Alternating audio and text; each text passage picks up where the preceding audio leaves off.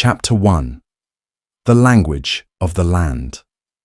There are places on the vast American continent that seem to exist outside of time pockets of the world, where the hurried march of progress sounds like a distant, irrelevant drum.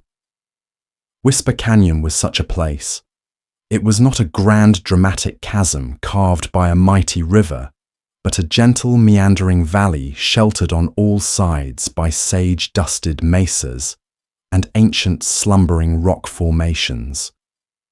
The wind as it moved through the cottonwood trees and across the wild meadows made a sound not of a howl, but of a soft incessant whisper, as if sharing secrets as old as the stones themselves. And in the heart of this sanctuary, the sole human resident was Elara Mae Caldwell. To the handful of people in the nearby town of Redemption, she was simply the widow of Whisper Canyon. At 68, Elara was a woman who seemed to have been shaped by the landscape she inhabited.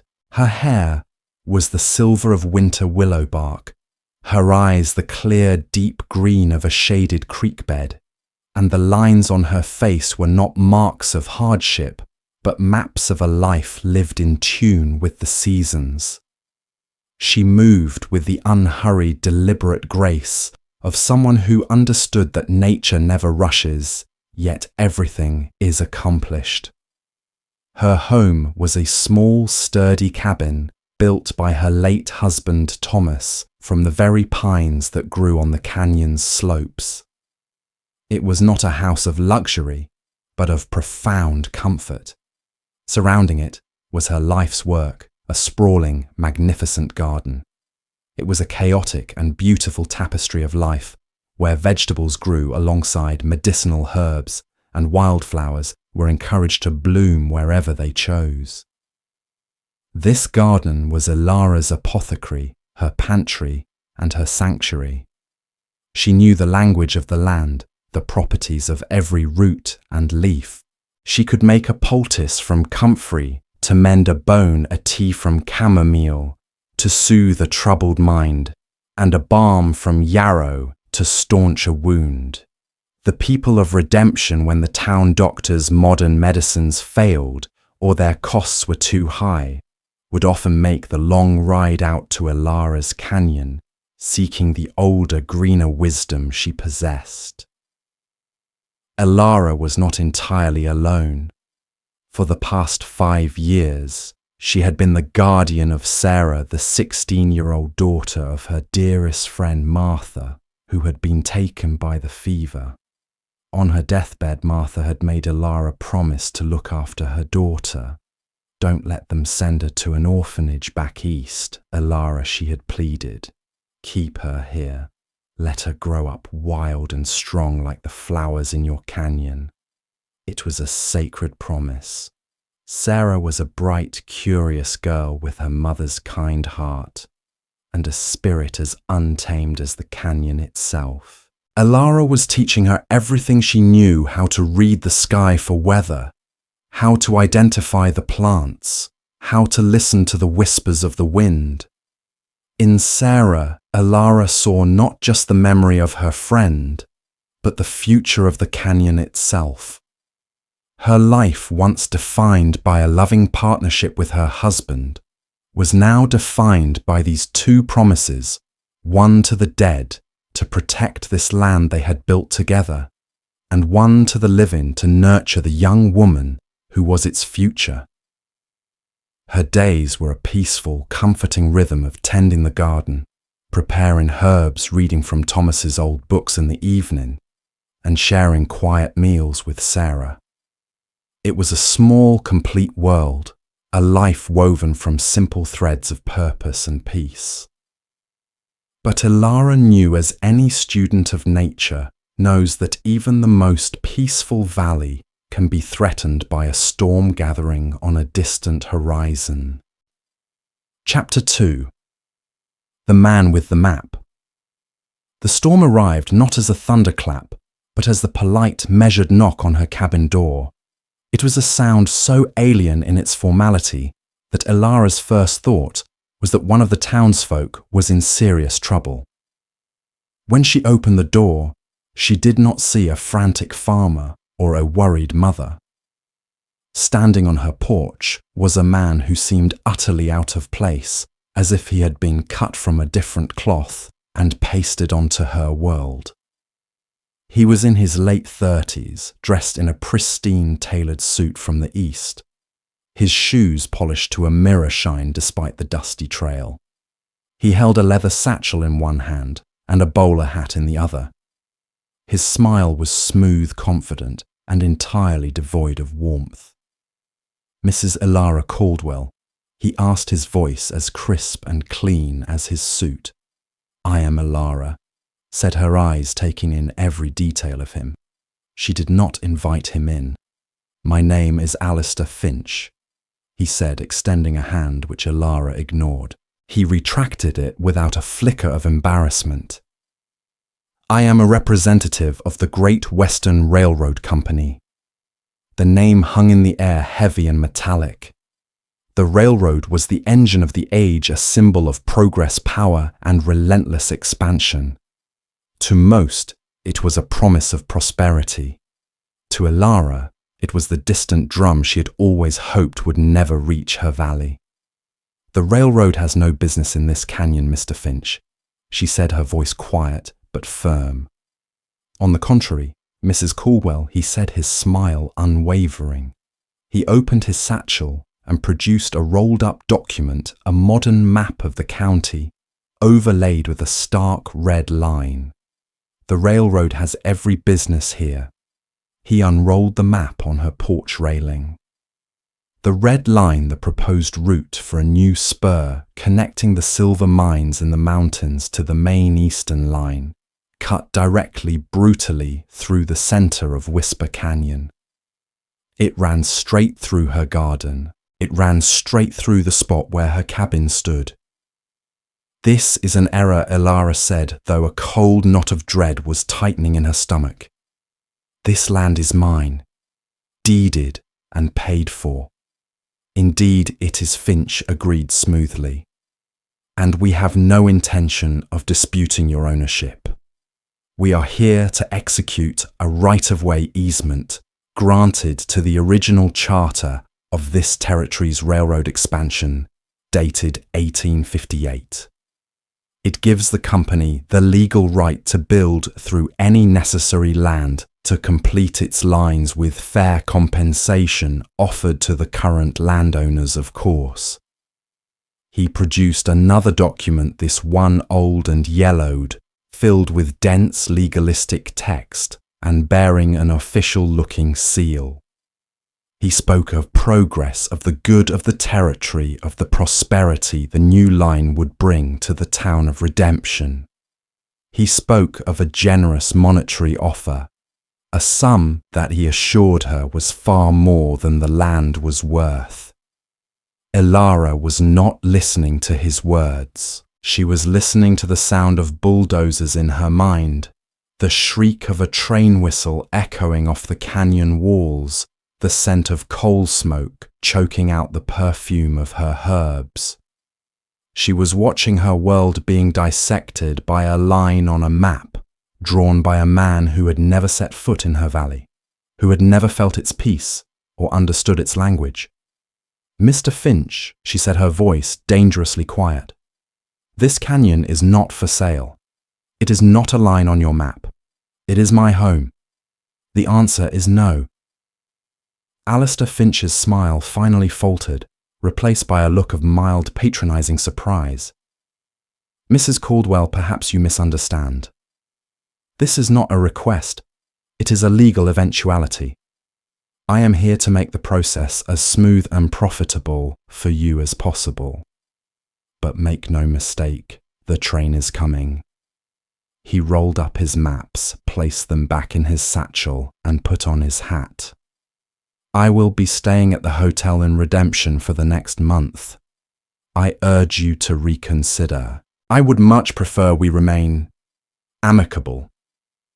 He turned and walked away, his polished shoes leaving neat alien prints in the dust of her path. Elara stood on her porch watching him go, The whispers of the canyon suddenly sounded like a lament. The storm had made landfall. Chapter 3. The Weight of Paper. The next day, Elara rode her old steady mare Daisy into Redemption. The town, which had always felt like a familiar if distant neighbor, now seemed tainted by the railroad's shadow. She saw a notice posted outside the general store. The Great Western Railroad was hiring local men for survey and grading work. A seed of division was already being planted. She went to see the only lawyer in town, a portly, perpetually flustered man named Mr. Abernathy. She sat in his dusty office, which smelled of old books and quiet defeat, and explained the situation. Abernathy listened, polished his spectacles, and sighed a sound he had perfected over a long career of delivering bad news. He examined the copy of the easement Finch had left with her. He consulted a thick leather-bound book of territorial statutes. The more he read, the more his shoulders slumped. "Elara, I'm afraid he's right," he said, finally avoiding her gaze. "These old railroad charters. They were given immense power by the government. They were seen as instruments of national destiny. This easement appears to be legally binding. They have the right of way. So my deed means nothing?" Elara asked, her voice tight. "The life my husband and I built, the taxes we paid. It's all meaningless against a piece of paper from 30 years ago in a court of law. I'm afraid so." Abernathy said, his voice full of genuine regret. "They can force the issue. They will bring in federal marshals if they have to. My advice as your legal counsel and as your friend is to take their money. It's a generous offer. You could buy a nice house in town. You and the girl would be comfortable." Elara stood up, her back straight. "Comfort is not the same as peace, Mr. Abernathy. Thank you for your time." She walked out of the office, the feeling of dread now replaced by a cold, simmering anger. The law, she realized, was a language just like the language of her plants. But it was a language written by powerful men to protect their own interests. It was a language that had no words for the sacredness of a promise, for the value of a piece of land that had been loved and nurtured for a lifetime. As she was untying Daisy's reins, she was approached by Alistair Finch. He tipped his hat, his smile once again perfectly in place. "Mrs. Caldwell," he said, "I trust you received sound advice. I was advised that the law is on your side, Mr. Finch," Elara said, meeting his gaze. "Excellent. Then we can proceed to a discussion of compensation. I am authorized to increase our initial offer by 15% as a gesture of goodwill." "My land does not have a price," she said, swinging herself up onto Daisy's back. Finch's pleasant facade cracked. A sliver of impatience of steel showed through. "Every piece of land has a price, madam. It is a commodity, an asset on a ledger. You are being sentimental, and sentimentality is a luxury that progress cannot afford.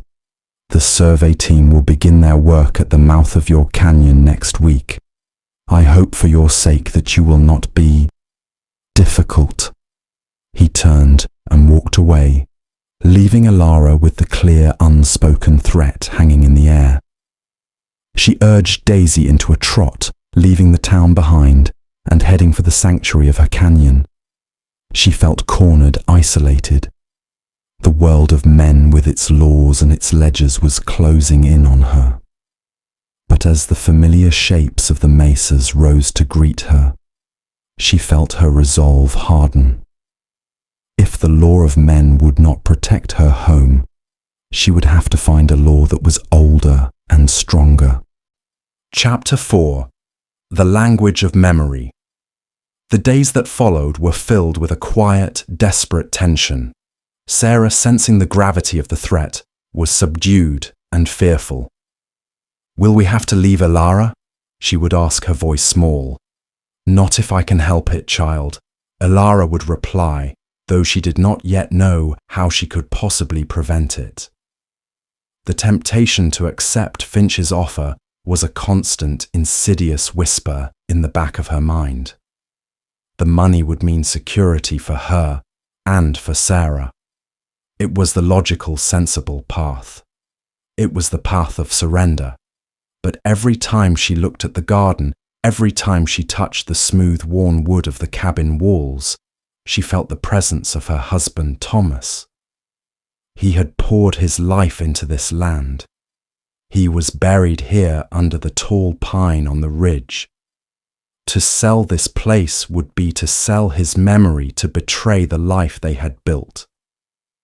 Frustrated by the dead end of the law, Elara turned to the only other resource she had: the past. Thomas had been a meticulous man, a former surveyor himself before he had settled in the canyon. He was a man of books, maps, and journals. His study, a small room at the back of the cabin, had been left untouched since his death, a dusty archive of a life well lived. For a week, Elara and Sarah spent their evenings in that room going through Thomas's legacy. They unrolled old hand-drawn maps of the canyon, far more detailed and intimate than the railroad's sterile charts. They sorted through letters from botanists and geologists Thomas had corresponded with over the years. And they began to read his journals. Thomas's journals were a revelation. They were not just records of weather patterns and crop yields. They were love letters to the canyon. He described the way the light changed on the rock faces throughout the day, the discovery of a new wildflower after a spring rain, the intricate patterns of a spider's web glistening with dew. He had documented every bird, every animal, every significant plant. He had given them all names, both their common ones and their formal Latin ones. Reading his words, Elara felt his presence more strongly than ever. She was not just fighting for a piece of property. She was fighting for a living, breathing world that her husband had dedicated his life to understanding and preserving. One evening, Sarah, who was looking through a stack of old correspondence, let out a small gasp. "Elara, look at this." She handed Elara a letter dated almost 20 years ago. It was from a renowned professor of botany at a university in Philadelphia, a Dr. Alcuin Peters, whom Thomas had guided through the canyon on a research trip. The letter was effusive in its praise for the canyon's unique ecosystem. But it was one paragraph that made Elara's heart stop. "But of all the wonders you showed me," Thomas the professor had written, "it is the memory of your whispering bell that haunts my thoughts. To find a previously undocumented species of the Liliohiza family, and one so uniquely adapted to the specific alkaline soil of your canyon floor, is the kind of discovery a botanist dreams of. It is a true natural treasure. I have registered the holotype specimen with the National Botanical Society. You are the custodian of something truly precious." Elara's breath caught in her throat. The whispering bell. She knew the flower well. It was a delicate pale blue bell-shaped flower that grew in a single secluded patch in the deepest part of the canyon. It bloomed for only 2 weeks in the late spring and had a faint, almost ethereal scent. Thomas had loved it, but she had never known its true significance. A previously undocumented species. A true natural treasure. She looked at Sarah, a wild, improbable hope beginning to bloom in her chest. This was a new language. Not the language of the law, not the language of money, but the language of science, of discovery, of irrefutable, unique value. The railroad's argument was based on the premise that her land was just land, a commodity that could be replaced with money. But this letter suggested something else entirely. It suggested that Whisper Canyon was not just a home. It was a living museum, a sanctuary for something that existed nowhere else on Earth. It was a fragile hope, a long shot. But for the first time since Alistair Finch had knocked on her door, Elara Mae Caldwell had found a weapon of her own. Chapter 5. A Seed of Division. Meanwhile, Alistair Finch was not idle. He established a temporary office in the hotel in Redemption and began to methodically weave the railroad's influence into the town's fabric. He bought rounds of drinks at the saloon, speaking eloquently of the jobs and prosperity the railroad would bring. He made a generous donation to the church roof repair fund. He offered contracts to the local freight company and the blacksmith. The survey crew arrived, a dozen rough men who set up a camp at the mouth of the canyon. Finch had cleverly hired several young men from Redemption to work with them, including a boy named Daniel, who had recently begun courting Sarah at the town's socials. This was Finch's most insidious tactic. He was turning neighbor against neighbor, creating a conflict of loyalties. The men who took the railroad's money felt defensive, arguing that they were just trying to provide for their families. Those who stood with Elara saw them as traitors, complicit in the destruction of a neighbor's home.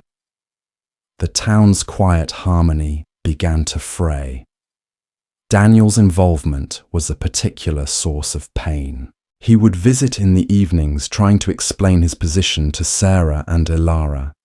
"It's good money, Mrs. Caldwell," he'd say, his face earnest, "enough to save up for a small plot of my own. Mr. Finch says the railroad is the future. We can't stand in the way of it. The future should not be built on the destruction of the past." Daniel, Elara would reply gently, but her heart ached for the difficult position he was in. She saw how it tore at Sarah, who was caught between her loyalty to Elara and her affection for the young man. Finch's pressure on Elara also intensified. He sent formal legal-sounding letters, each one increasing the monetary offer and shortening the deadline for her acceptance. He wanted to overwhelm her, to make her feel isolated and powerless. But his tactics had the opposite effect.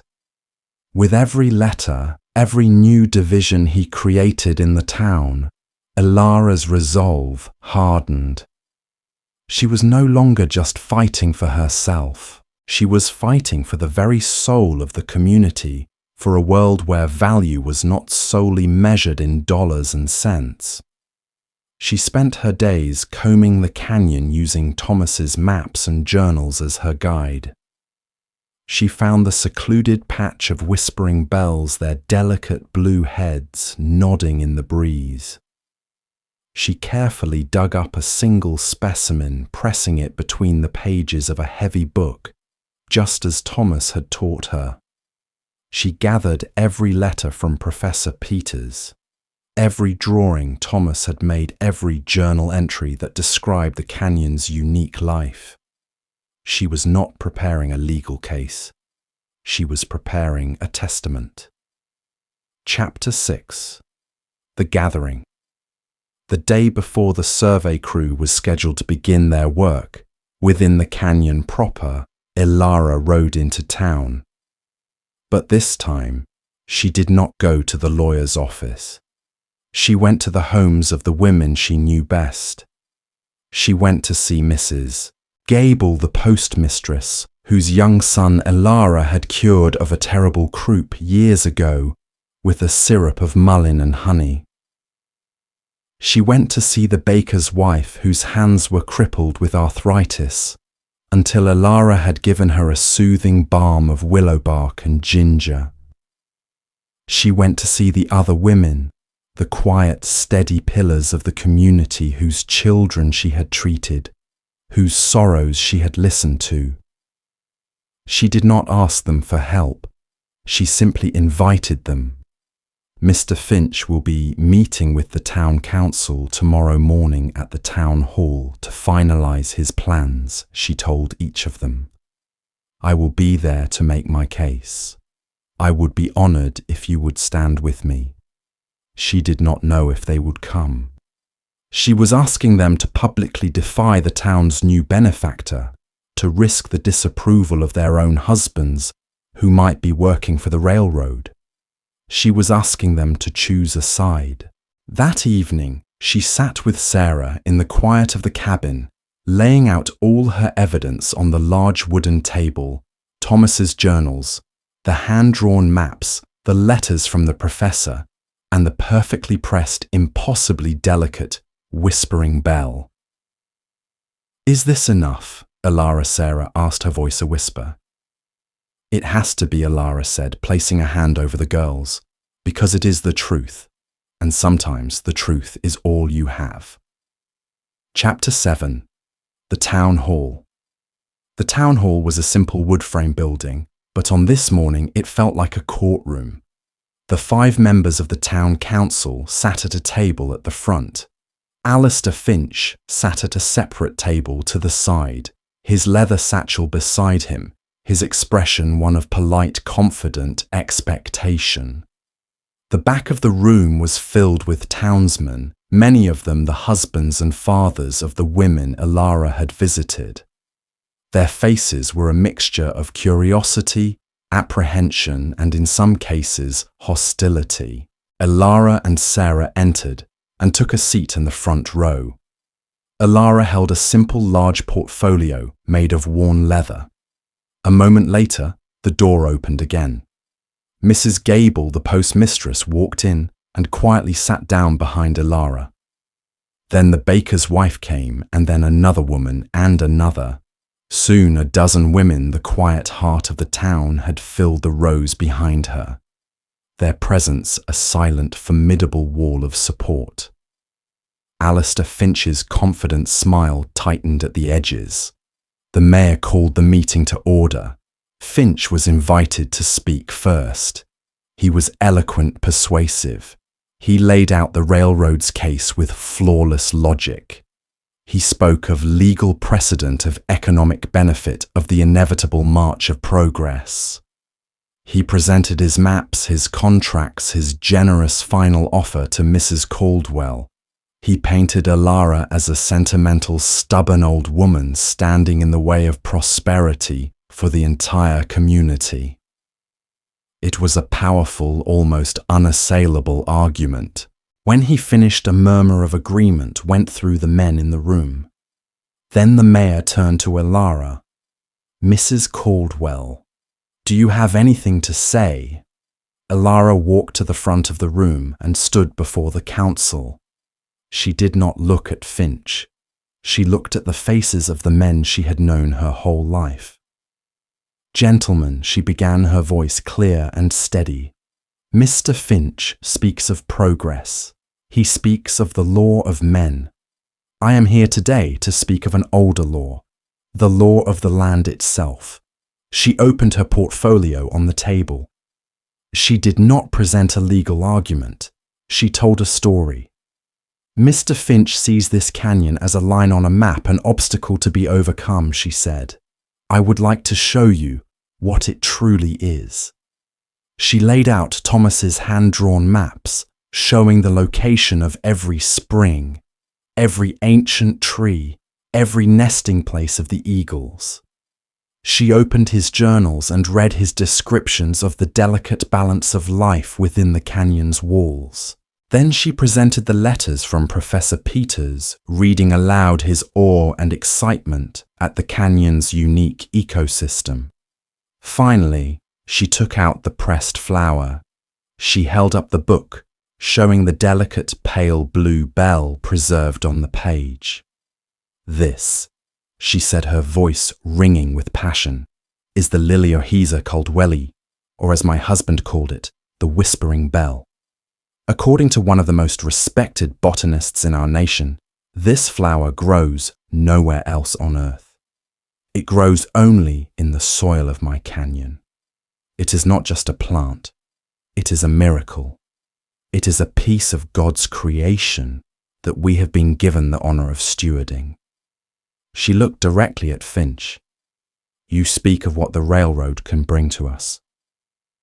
I speak of what it will take away forever. You offer us money, but you cannot put a price on something that is priceless. You cannot buy back a species once it has been driven to extinction. Your legal easement gives you the right to cross a piece of property, but does it give you the right to destroy a national treasure? A stunned silence filled the room. The men who had been nodding along with Finch's economic arguments now looked uneasy. They were frontiersmen, farmers, ranchers. They understood the value of the land in a way Finch never could. Alistair Finch stood up, his face flushed. This is absurd. Sentimental nonsense, a flower. We are talking about a multi-million-dollar enterprise, the economic future of this territory, and you are talking about a weed. Before he could continue, a voice came from the back. It was the town doctor. That is no weed, Mr. Finch. I've seen that flower. I am no botanist, but I know a unique specimen when I see one. What Mrs. Caldwell says has the ring of scientific truth. Then Mrs. Gable stood up. And what she says has the ring of moral truth, she declared, her voice trembling but strong. This woman has healed our children and comforted our dying. Her home is a sanctuary not just for her, but for all of us. You will not destroy it. One by one, the other women stood up, their presence a silent, unshakable verdict. The men watched their allegiances shifting before Finch's very eyes. He was no longer facing one stubborn old woman. He was facing the conscience of the entire town. Chapter 8. The Power of a Whisper. Alistair Finch was a man who understood power, and he recognized it when he saw it. The power in this room was no longer on his side. He saw that his legal arguments, his money, his threats, they were all useless against this sudden unified wall of community will. To force the issue now to bring in marshals and push through a project that the entire town viewed as the destruction of a local treasure would create a public relations nightmare for the Great Western Railroad. Stories of a powerful corporation trampling the rights of a beloved widow to destroy a unique flower for profit were the kind of stories that attracted the wrong kind of attention from newspapers and politicians back east. He was defeated, and he knew it. This new information will have to be relayed to my superiors in Chicago, he stammered, gathering his papers with flustered, angry movements. The project will be paused, pending a re-evaluation. He practically fled the town hall. The meeting was over. As Elara stood by the table, the women of the town surrounded her, their faces beaming. They hugged her, they touched her arm, they thanked her. They had found their collective voice, and it had been powerful enough to turn back a railroad. Sarah rushed to Elara's side, her eyes shining with tears of pride and relief. Outside the hall, Daniel was waiting. He walked straight to Elara. Mrs. Caldwell. He said, his face filled with shame. I was wrong. I quit the survey crew this morning. What you did in there, it was the bravest thing I've ever seen. He then turned to Sarah. Can you forgive me? Sarah's smile was all the answer he needed. Chapter 9. The Canyon Breathes. The re-evaluation, as it turned out, was a polite fiction. A week later, a curt telegram arrived for the mayor. The Great Western Railroad had, after careful consideration of new topographical data, decided to reroute their spur line through the northern pass. It would be more expensive and time-consuming, but was deemed geologically more stable. The town of Redemption would still get its railroad, but Whisper Canyon would be spared. A quiet, profound victory had been won. Life in the canyon returned to its gentle rhythm, but something had fundamentally changed. Elara was no longer just the town's reclusive herbalist. She was its guardian, a figure of quiet, immense respect. The bond between her and the community had been forged into something unbreakable, and the bond between her and Sarah was deeper than ever. Sarah had seen firsthand that strength did not come from a loud voice or a heavy fist, but from wisdom, courage, and a deep connection to what is true and right. She threw herself into learning the language of the canyon with a new passion, understanding now that she was not just learning a craft, but carrying on a sacred trust. Chapter 10. The Story Nook. One late spring afternoon, a year later, Elara and Sarah walked to the secluded patch in the heart of the canyon. The whispering bells were in full bloom, their delicate blue heads a breathtaking carpet of colour under the dappled sunlight. "He would be so proud," Sarah said softly, thinking of Thomas. "He would be proud of us," Elara corrected gently, putting an arm around the young woman's shoulders. He knew the canyon was strong. He just needed us to be its voice. They stood there for a long time, not speaking, simply listening. The wind moved through the trees, through the bells, through the ancient stones. It carried the scent of wild thyme and damp earth. And it whispered its secrets, the timeless story of resilience, of beauty, and of the enduring quiet power of a life lived in harmony with the land. In her small cabin, in her quiet corner of the world, Elara Mae Caldwell, the widow of Whisper Canyon, had protected her home. But in doing so, she had done so much more.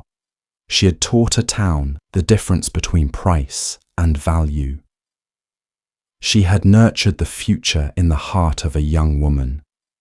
And she had ensured that for generations to come, anyone who was quiet enough to listen could still hear the secrets of the Whispering Canyon.